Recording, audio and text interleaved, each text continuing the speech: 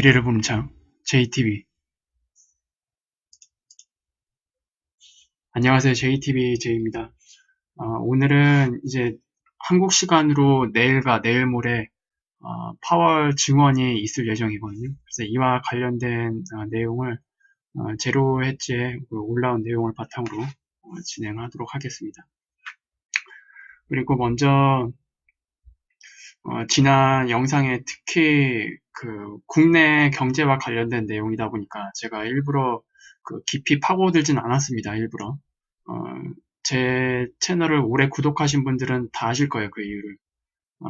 깊이 파고들다 보면 특히 이번 일본 반도체 관련 규제 관련은 정치적인 성격이 굉장히 강하잖아요. 그래서 원론적인 원인을 결국 정치적인 내용을 끄집어내야만 하는데, 그렇게 되면 이 채널이 어떻게 될지 안 봐도 뻔하기 때문에 깊이 들어가지 않았습니다. 일부러. 그럼에도 불구하고 정말로 많은 사람들이 이제 댓글을 달았는데, 제가 이전 영상을 통해서도 한번 말씀드린 적이 있을 거예요. 사이클의 정점을 이제 지나서 하락을 하는 경우에는 이 시점에는 정치적, 지정학적 문제도 다양하게 나온다. 지금 우리나라 같은 문제도 결국 이 정치적인 문제가 같이 결부돼서 나오는 거예요. 저는 그렇게 보고 있고요. 흐름이 좋을 때는 뭐 조금씩 양보할 수 있습니다. 하지만 흐름이 나쁜 상황으로 전환이 되면은 정말로 지푸라기 하나라도 잡고 싶죠. 그게 모든 나라를 이끄는 지도부의 그 마음일 겁니다. 뭐 무역 전쟁 관련해서 미중 무역도 그렇고 그 외에 뭐 여러 무역 문제가 지금 전 세계적으로 많이 일어나고 있는데, 왜 하필 이 시점에 이런 문제가 일어나는지 제가 한번 말씀을 드렸습니다. 파이가 줄어들고 있기 때문에 서로의 파이를 뺏어 먹을 수밖에 없는 상황으로 바뀌었기 때문이다라고 제가 한번 말씀을 드린 적이 있는데, 뭐 그와 관련돼서 또 정치적으로 또 같이 결합이 돼서 여러 가지 다양한 복합적인 문제들이 좀 터져 나오는 것 같아요. 하지만 언제까지 이런 거에 이제 우리가 진을 뺄 수가 없죠. 어쨌든 국가가 해야 될 일은 국가가 하고, 그리고 기업이 할 일은 기업이 하고, 그리고 개인이 할 수 있는 일은 또 다릅니다. 우리는 어쨌든 냉정하게 지금의 그 흐름, 그리고 전체적인 흐름을 잘 이해를 하고 대비를 잘 하면 됩니다. 그냥 제가 회사 초창기에 어, 이름 대면 다 알만한 그 N사, 이 회사에 다녔었는데, 합리적으로 생각하는 사람들은 어떤 문제가 일어났을 때 어떻게 대응하는지 아세요? 문제가 일어났을 때 누구를 탓하지 않습니다. 어떻게 이 문제를 해결을 할까? 발생한 문제를. 이게 영순입니다.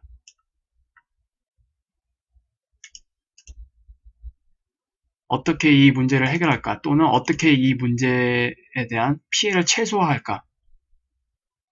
이렇게 접근하는 게 합리적인 관점이라고 저는 생각을 하고요. 그 다음 비난하는 건 그 다음 문제예요. 지금 상황에서 뭐 누구를 탓하면 뭐 답이 나옵니까? 그럼 문제가 해결이 될까요? 저는 그렇게 보진 않고요.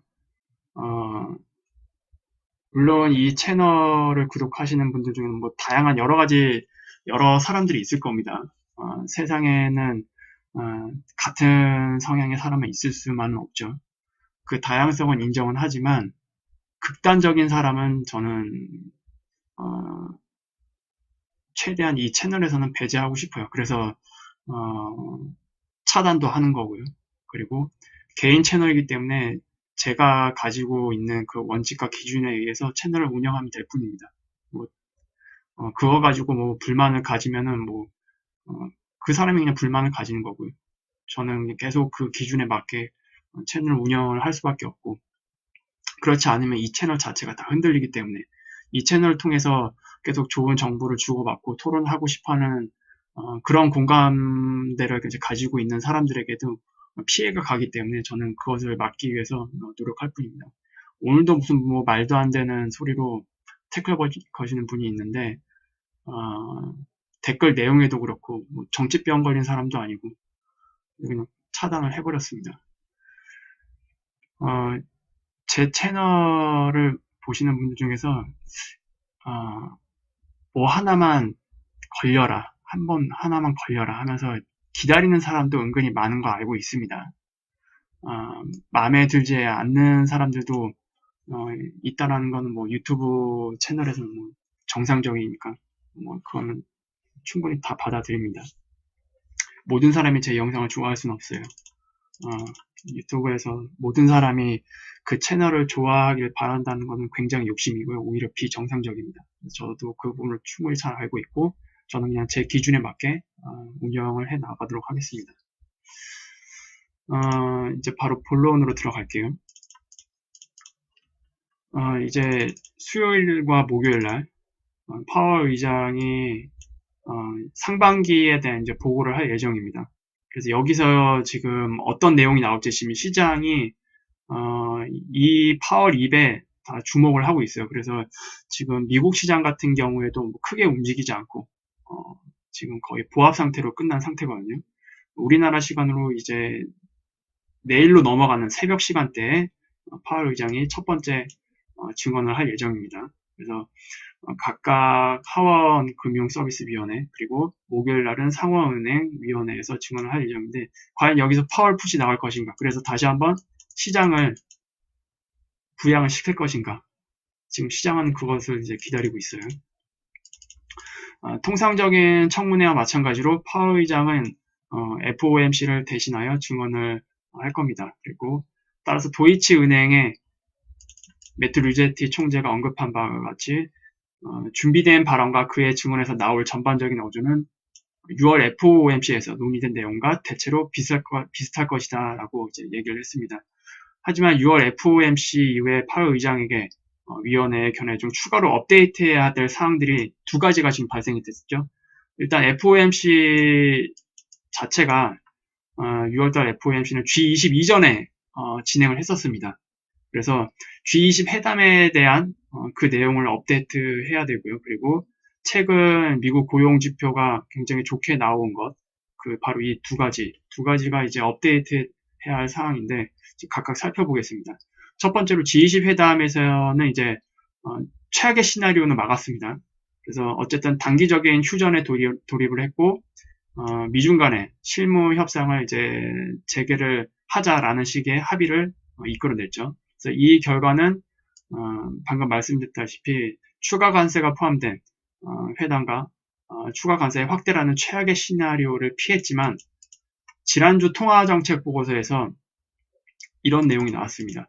연방준비제도 이사의 관계자들이 세계 무역과 국내 자본 비용 계획의 냉각 모멘텀에 기여하고 있다고 믿는 불확실성, 이것을 완화시키는 데는 도움이 되지 않았다. 어쨌든 이전 흐름은 그냥 연장된 상태잖아요. 만약에 원론적인 합의가 됐다면 뭐 이런 냉각 모멘텀은 다 사라지고 불확실성도 다 사라졌겠죠. 하지만 최악의 시나리오만 면했을 뿐 불확실성은 여전히 지속되고 있다는 게 팩트입니다. 그리고 연준 준비제도 이사의 관계자들도 이것을 다 알고 있어요. 그리고 이에 따라 파월은 최근 샌프란시스코 연준 이사회와 달리 대통령처럼 무역 불확실성을 해소하지 못하는 것이 미국 성장에 역풍으로 계속 작용할 것이라는 점을 주목하면서 이러한 발전이 미국 전망에 미칠 영향에 대해 신중한 입장을 고수할 것으로 보인다. 라고 이제 제로 헤지에서 이렇게 얘기를 했습니다. 그리고 두 번째 그 업데이트 될 사항, 6월 일자리 보고서. 이번 일자리 보고서에서는 이제 특히 근무 시간과 총소득의 그 증가와 관련된 강력한 헤드라인 뉴스가 있었습니다. 근데 구독자 김종현 님이 이제 이와 관련된 세부 내용을 이제 링크를 해주신 적이 있거든요. 저번 주 금요일 영상 그 댓글에 보면 확인하실 수가 있을 겁니다. 세부 내용으로 봤을 때는 이것이 좋은 의미의 고용지표는 아니었습니다. 지금 제로 헤지에서도 언급하고 있듯이 그 이면에는 상당히 약한 세부 사항들을 가지고 있습니다. 6월 19일 FOMC 성명서에서는 최근 몇 달 동안 일자리의 증가세가 견고했고 실업률은 낮은 수준을 유지하고 있다라고 이제 얘기를 했고요. 파월은 최근에 일자리 데이터에 이어서 노동시장에 대한 이러한 비교적 낙관적인 평가를 이번 증언에서도 되풀이할 가능성이 굉장히 높습니다. 그러나 근본적인 세부 사항에 대해서는 좀 더 이제 살펴본다면 우리는 특히 완만한 임금 인플레이션 맥락에서 그가 최근에 근무시간 단축에 대해 가벼운 주의의 말을 덧붙였다면 놀라지 않았을 것이다. 파월은 또한 연준의 정책 검토의 진행 상황에 대한 최신 정보를 제공할 수도 있는데 그중 공통적인 주제는 노동시장 긴축으로 인한 혜택이었다. 최근 발표된 미국의 고용 지표가 보면은 이렇게 나눌 수 있을 것 같아요. 명목상 지표 그리고 실질적인 질적 지표. 우리가 지표를 볼 때 특히 실업률도 대표적인 이 부분에 해당이 됩니다. 명목상 지표가 좋고 질적 지표도 세부적인 질적 지표도 좋다면 굉장히 좋은 지표가 맞습니다. 하지만 명목상 지표는 좋은데 질적 지표는 안 좋다? 그거는 어떻게 보면 페이크죠. 명목상 지표만 좋으면 뭐합니까? 우리가 지금 여전히 우리나라도 GDP가 매년 성장을 하고 있습니다. 그런데 경제가 좋아요? 어떻게 보면 같은 맥락입니다. 명목상 지표가 좋아도 질적인 세부사항에 해당되는 이런 내용들이 좋지 않다면 그것을 뒷받침해주지 못한다면 그 명목상 지표는 언제든지 무너질 수가 있어요. 그것을 잘 알아야 되고 이번 고용지표도 그렇습니다.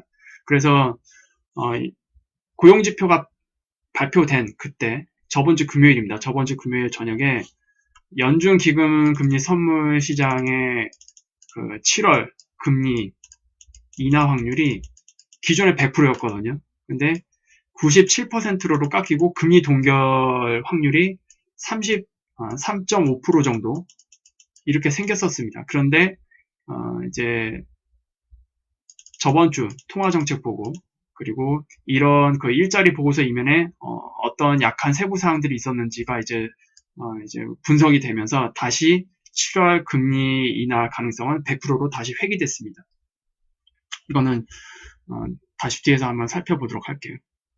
그래서 어쨌든 이러한 노동시장 긴축으로 인한 혜택이었다라는 거 다시 이제 확인할 수가 있고요. 그리고 인플레이션과 관련해서 파월은 지난달 회의 후에 기자회견에서 말한 것을 상기하는 것은 매우 중요하다. 임금 상승은 있지만 인플레이션을 촉진할 정도는 아니다. 게다가 세계 경제 성장의 약세는 전 세계적으로 인플레이션을 계속 억제할 수 있고 우리는 건강한 경제에서도 지속되는 인플레이션 약세가 장기적인 인플레이션 기대치에서 하락세를 억제하기 어렵게 할 수 있다는 것을 잘 알고 있다. 어쨌든 인플레이션이 목표치는 지금 2%잖아요. 근데 2%에 못 미치는 이런 인플레이션 상황이 계속 지속이 된다면 결국 이 역시도 금리 인하를 압박할 수 있는 요인으로 작용할 수밖에 없고 장기 인플레이션까지 계속 기대치가 하락하고 있기 때문에 그런 부분도 계속 금리 인하에 계속 비중이 실리는 그런 요인이 될 것 같습니다. 그리고 이 성명은 선제적 금리 인하를 단행한 사례를 상세히 기술하고 있다. 이 점에서 인플레이션 기대치에 대한 시장 기반 대책은 부드러운 상태를 유지하고 있으며 최근에 미시건 대학 조사는 장기적인 인플레이션 기대치를 사상 최저 수준으로 보여주었다. 그러니까 지금 경제 상황이 굉장히 이치에 맞지 않는 부분들이 상당히 좀 많은 것 같아요. 이거는 아무래도 인위적인 통화 정책이 주입이 되면서 이렇게 나타난 것 같은데 어쨌든 우리가 가보지 않은 길을 여전히 지금 가고 있는 것 같습니다. 그리고 세계 성장 지표가 여전히 취약하기 때문에 6월 FOMC 이후 PC 핵심 인플레이션을 다소 상향 조정하더라도 이 평가는 변하지 않을 것이다. 이것을 상향 조정하더라도 지금의 이런 장기적인 인플레이션 기대치가 내려가는 이런 평가는 변하지 않을 것으로 보인다고 합니다. 그리고 요컨대 많은 분석가들과 특히 도이체방크는 파월 의장이 7월 회담에 관해서 그의 손을 들어줄 것으로 기대하지 않고 오히려 6월 19일 그 FOMC에서 강조한 것과 같은 우려를 되풀이하고 있다. 이 예상이 맞다면 7월 FOMC에서 0.25% 금리 인하를 위한 시장 가격은 그대로 유지되어야 한다. 그러나 놀랍게도 연준 지도부가 7월 FOMC에서 0.5% 금리 인하 가능성을 이전에 약 27%였는데 지금 3.5%로 깎인 상태거든요. 이건 지금 다 연방기금금리 선물시장 데이터를 이제 기준으로 얘기를 하는 겁니다. 현재 금융시장은 버스의 종착점인 0.75% 인하에 비해 올해 말까지 0.61%의 인하의 가격을 책정을 하고 있다. 어쨌든 제가 저번 주까지만 해도 저번 주 금요일 이제 방송 그때는 이제 미국의 고용지표가 발표되기 전이었습니다. 그때만 해도 제가 올해 안으로 0.25%씩 3번의 금리 인하를 시장이 예측하고 있다라고 말씀을 드렸습니다. 그래서 총 0.75%를 이제 예측을 한다고 했는데 지금 살짝 수정이 돼서 지금 상태에서는 0.25% 금리 인하 2회에 거의 근접한 상태입니다. 그래서 정확히 수치적으로 말한다면 0.61%인데 0.61%는 이제 수치적인 거고 금리 인하로 봤을 때는 0.25% 두 번 지금 그런 상태로 가고 있습니다. 지난 목요일 7월 FOMC가 금리를 0.25% 인하하느냐 아니면 0.5% 인하하느냐 이 문제가 아니라 이후 어떻게 되는지가 진짜 의문이라는 분석도 있다.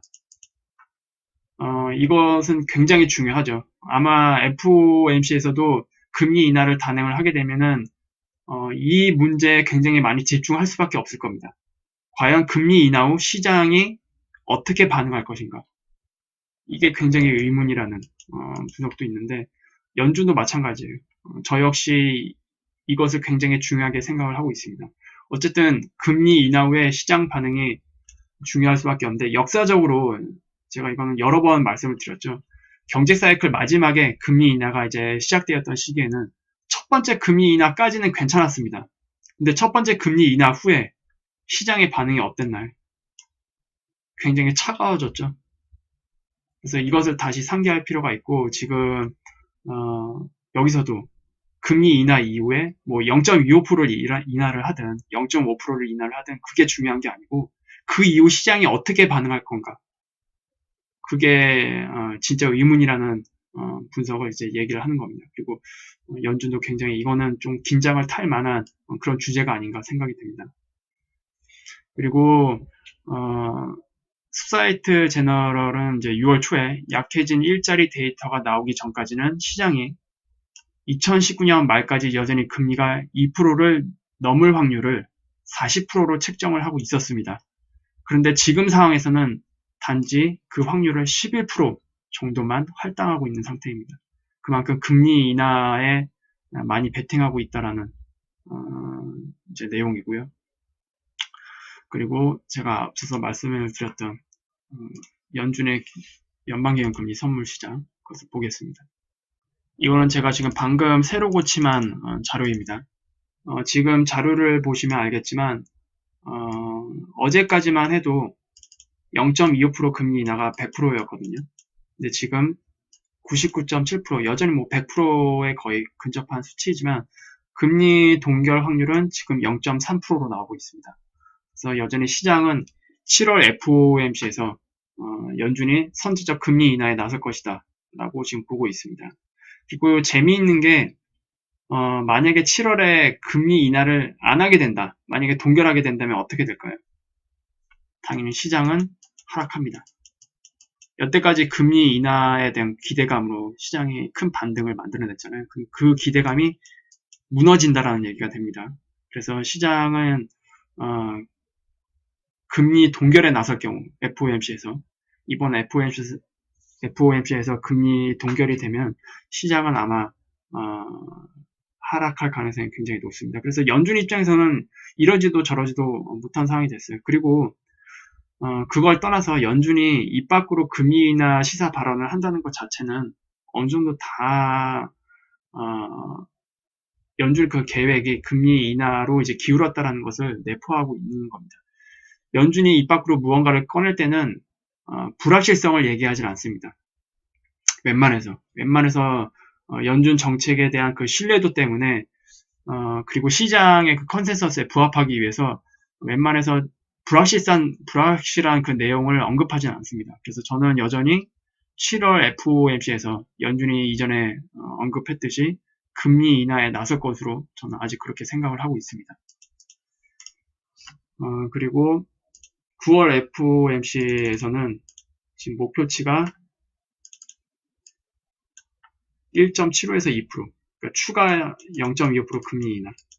이 확률이 가장 높죠. 거의 57.5%인데, 즉 7월 달에 0.25% 금리 인하, 그리고 9월 달에 또 한 번 0.25% 금리 인하에 이제 나설 것이다라고 보고 있는 거고요. 근데 12월 달 같은 경우에는 이제 기존에는 1.5에서 1.75% 이게 그 가장 높았거든요. 12월에. 그래서 0.25% 금리 인하를 12월 달에 또 하면서 총 3차례, 올해 남은 기간 동안 3차례 0.25%씩 금리 인하를 할 것이다 라고 시장이 봐왔었는데 지금 이 가능성은 좀 약해졌습니다. 그래서 올해 연말까지 0.25% 금리 인하를 2차례 할 것이다 라고 현재 상황에서는 그렇게 보고 있습니다. 이게 다 현재 기준입니다. 만약에 9월달 이후에 또 시장 상황이 어떻게 바뀔지 모르기 때문에 그때 가서는 또 다시 이 확률 자체가 바뀌겠죠. 그건 이제 그때 가서 다시 살펴보면 될 것 같습니다. 그래서 어쨌든 지금 상황 자체에서는 여전히 뭐 고용지표가 좋게 나왔다고는 하지만 세부적인 상황으로 봤을 때는 그렇게 좋은 것만 있는 게 아니다. 그리고 여전히 연준에서도 지난 그 G20 미중 간의 그 협상에서 실질적인 무언가가 나오지 않았고 여전히 불확실성이 유지된 상태로 가고 있기 때문에 이 부분에 대해서 우려하고 있다는 것을 확인을 할 수 있었습니다. 그리고 아마 내일 파월의 그 발언 그리고 목요일날 파월의 발언이 끝나면 이제 금요일날 그 결과가 나올 것 같거든요. 그러면 그때 파월이 이제 실제 수요일, 목요일 새벽에 어떤 내용으로 증언을 했는지 그 내용을 가지고 함께 다시 한번 리뷰를 하는 그런 시간을 갖도록 하겠습니다. 그리고 마지막으로 지금 최근 도이체방크 관련돼서 이제 댓글을 달아주시는 분들이 있는데 잠깐 도이체방크 주가 흐름만 좀 살펴보고 갈게요. 네, 이거는 이제 도이체방크 주봉입니다. 유로 기준이고요. 달러 표기가 아니라 유로화입니다. 유로화 표기 기준이고 일단 전저점은 거의 종가상 전저점 근처까지 내려오다가 결국 도이체방크에서 구조조정을 했습니다. 구조조정과 함께 자산 매각. 그래서 일단 실탄을 확보를 했어요. 그래서 1차적으로 지금의 그 흐름을 일단 막았습니다. 그래서 시간을 벌긴 벌었는데 문제는 도이체방크가 지금 구조조정과 자산 매각을 통해서 문제를 해결할 수 있는 그런 상태가 아니죠. 그거는 그냥 단지 조금 시간을 조금 벌었다 정도밖에 안 됩니다. 그리고 다시 한번 이번 주 월요일인가요?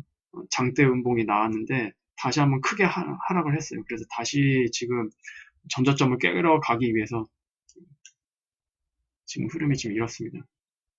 여기서 이제 큰 폭으로 반등을 했는데 지금 이 수치만 해도 엄청난 반등이거든요. 퍼센트로 본다면. 근데 이 수치에서도 반등 이후에 엄청난 큰 하락이 나왔다라는 점은 지금 도이체방크의 그 사태가 결국 안 좋게 흘러갈 가능성이 굉장히 높다라는 것을 좀 알 수가 있고 지금 주가 흐름은 이제 단편적인 거고 실제 그 도이체방크 관련된 뉴스들이 나오면은 굉장히 심각한 내용이 많습니다. 그리고 도이체방크 문제는 단지 독일만의 문제가 아니라 연준도 걱정하고 있는 문제고 그래서 이 문제가 결국 수면위는 어떤 식으로 나오느냐가 정말로 세계 금융시장에 큰 충격을 줄 수도 있을 것 같습니다. 그래서 이번 침체 때 도이체방크가 어떤 식으로 수면 위로 나올 것인가 그 부분이 굉장히 중요할 것 같은데 지금 어쨌든 지금 이게 진행 중인 상황이잖아요. 진행 중인 상황이고 아직 수면 밑에서 지금 계속 아둥바둥 열심히 물을 젓고 있는데 이게 이제 어느 정도 이제 표면화되면 제가 한번 자세히 도이체방크와 관련된 그런 특별 영상을 한번 제대로 만들어서 소개를 하도록 하겠습니다. 지금 어쨌든 도이체방크 같은 이런 지금 상황 자체에서는 우리가 뭐라고 이제 뭐 평가할 수 있는 부분은 없고 계속 지켜봐야 될 것 같습니다. 그리고 우리가 지금 표면적으로 알 수 있는 건 어쨌든 주가 흐름이기 때문에 이 저점 6월 말에 있었던 이 저점을 6월 초죠. 6월 초에 있었던 이 저점을 만약에 깨고 주봉상의 이전 직전 저점까지 위협하게 되는 그런 사태가 오게 된다면 그때 한번 도이체방크 관련된 문제를 한번 저도 다시 한번 살펴보고 소개를 해드리도록 하겠습니다.